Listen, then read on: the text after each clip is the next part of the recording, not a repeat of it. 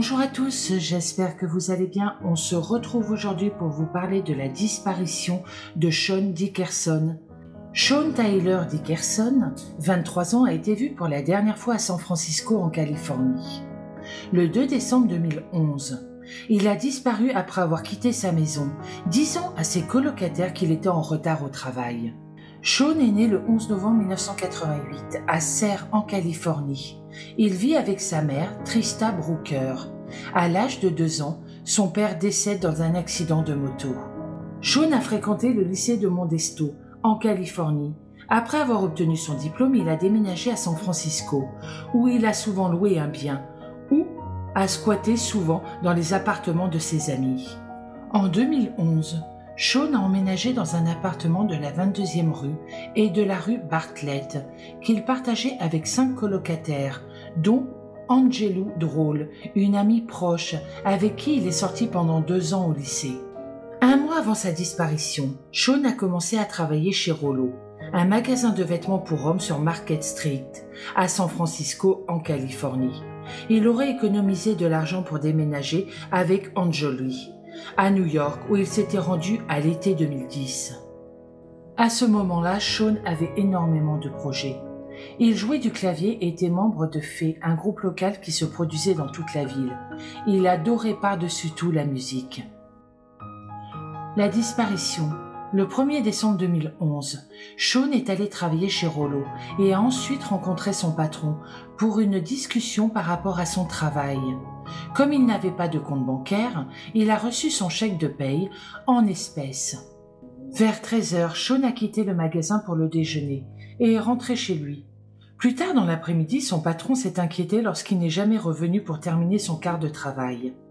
Par la suite, il a laissé plusieurs messages sur son téléphone qui sont restés sans réponse. À 23h30, Sean a finalement répondu pour s'excuser, mais son patron lui a dit qu'il serait licencié s'il ne pouvait pas compter sur lui pour revenir au travail. Après l'appel avec son patron, il est resté éveillé à parler avec 2 de ses colocataires jusqu'à 4h du matin. Le 2 décembre 2011, Sean s'est réveillé à 11h et est parti précipitamment, disant à ses colocataires qu'il était en retard au travail. À 11h30, il a été vu en train de quitter son appartement sur Bartlett et la 22e rue. Sean ne s'est jamais présenté au travail ce jour-là et on n'a plus jamais entendu parler de lui. Le 6 décembre 2011, ses amis et sa famille se sont inquiétés de ne pas pouvoir le contacter et ont déposé un rapport de personnes disparues auprès du service de police de San Francisco. Au lieu d'aller travailler ce matin-là, les enquêteurs se sont aperçus que Sean est allé se promener. Avec son iPhone, il a pris des photos de ses pieds, de la baie et d'un repas qu'il a pris qui comprenait ce qui ressemble à du canard à l'orange.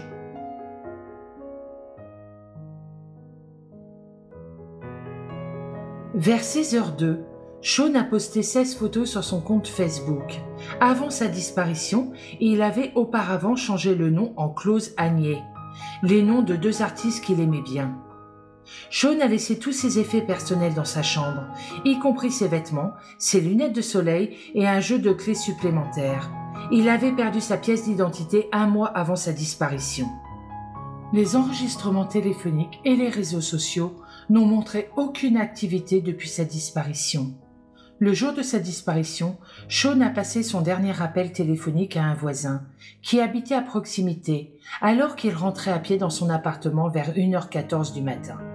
Bien que Sean n'ait jamais été diagnostiqué avec un trouble mental, sa famille et ses amis ont signalé qu'il avait tendance à se déconnecter de la réalité et qu'il pouvait souffrir d'autisme ou de syndrome d'Asperger. Sean et Angélie avaient parlé de la mort à plusieurs reprises dans le passé, la sienne et celle des personnes qu'il avait perdues, y compris son père décédé dans un accident de moto alors que Sean n'avait que 2 ans et demi. Et un ami de lycée décédé peu de temps après l'obtention du diplôme. Lorsque le suicide est arrivé, a déclaré Aliani, Sean a déclaré que ce n'était pas une option. Il lui a dit qu'il ne pouvait pas faire ça à sa mère, qu'il l'aimait trop. Le suicide n'était pas une conversation qu'il avait eue récemment, même si elle connaissait très bien Sean. Comme elle déclara, à ce moment précis, juste avant sa disparition, il allait très bien. Il avait énormément de projets. La police n'a trouvé aucune preuve, aucun moyen ou motif d'acte criminel dans la disparition de Shawn. L'inspecteur de police de San Francisco, Joe Carroll, a déclaré à Mission Locale qu'environ 300 rapports de personnes disparues sont déposés à San Francisco chaque mois. La grande majorité d'entre eux sont localisés, a-t-il déclaré. Parfois les gens s'envolent, traînent un moment, mais ce n'est généralement pas aussi long. Les circonstances de la disparition de Shawn restent floues. Il est toujours porté disparu. C'est la fin de cette vidéo, je suis désolée, il n'y a pas beaucoup de renseignements, mais je tenais vraiment à la faire car cette disparition m'a énormément touchée. Je souhaite énormément de courage à sa famille et j'espère qu'un jour Shawn sera retrouvé ou tout du moins qu'on sache ce qui lui est arrivé. Je vous souhaite une très bonne journée, je vous dis à bientôt dans une prochaine vidéo et surtout prenez soin de vous.